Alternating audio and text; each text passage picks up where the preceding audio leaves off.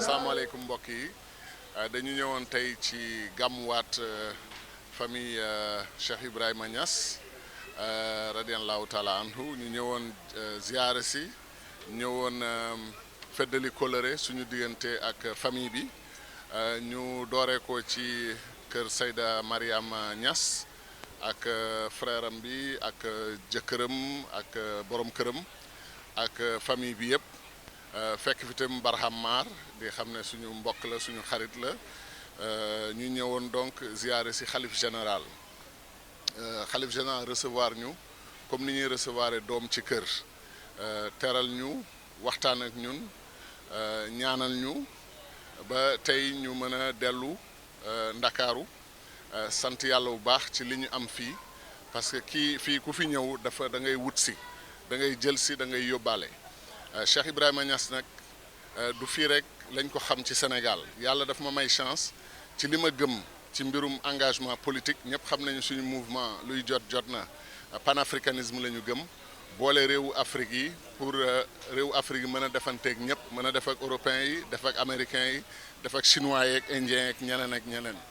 loolu nag xalaat boobu dañ ci fekk Cheikh Ibrahima Niass un des plus grands guides religieux du XXe siècle boo xam ne dafa boole ci loolu aussi bëgg-bëggam pour doomu Afrique yi nekk benn fii boo fi ñëwee gis Nigérians yi taxaw gis yeneen xeetu Afrique yi taxaw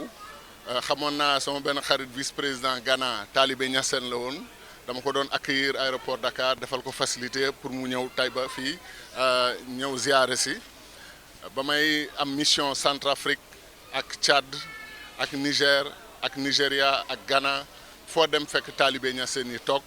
di ay doomu réew yooyu ay ba ci Centrafrique ba ci Cameroun ñoom ñëpp boo waxee ñu ne la foo jógee nga ne Sénégal ñu ne la Cheikh Ibrahima Niass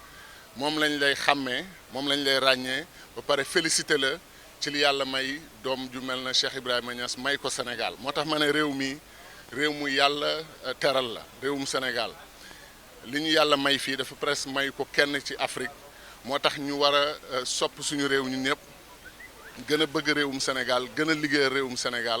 parce que loolu la fi mag yi wane loolu la fi mag yi bàyyi li Cheikh Ibrahima Niass nag defal Sénégal defal ko Afrique ba ay millions de Nigérians moom la ñu gëm Ghanéens moom la ñu gëm Camerounais Centrafricains Tchadiens ba ci ay chef d'état yu may gis ñu ne ma bu ma waxee ba pare ñu ne ma man Talibé Tidiane la maa ngi bokk ci Cheikh Ibrahima Niass loolu moom ay nitam ay chef d'état ñoo ma ko waxal seen bopp muy li wóor ne Sénégal am na tur bi Cheikh Ibrahima Niass yóbbu na ko fu sore loolu yëpp nag buñ ko boolee ñu war a góorgóorlu fii ci biir Sénégal enseignement mooy compétence am xam-xam jàng xam sa diine mais aussi nga góorgóorlu xam-xamu àdduna nga sore ci loolu ba nit ñi jox la cër ak respect foo mënti dem Égypte président ya fa nekkoon Cheikh Ibrahima Niass la ñu gëm la ñu respecté Soudan ndeysaan li sama xarit bi doon wax imam Hassan Cissé yàlla na yàlla yokk leeram imam Hassan Cissé moo ma doon wax ne ma am na nu mu doon demee presque tout le Soudan nekk ay Niassène parce que ndax li fa Cheikh Ibrahima bàyyi ci héritage donc man en tant que panafricaniste bu ma ñëwee fii ñëw naa ndax Talibé Tidiane ñëw naa ndax diine mais ñëw naa aussi pour feddali kóllëre ak benn famille boo xam ne dañu liggéeyal Sénégal liggéeyal Afrique États-Unis d'Afrique nag la ñu bëgg africains yi nekk benn booloo kooku boo ñëwee fii daa ko gis ci famille Niassène bi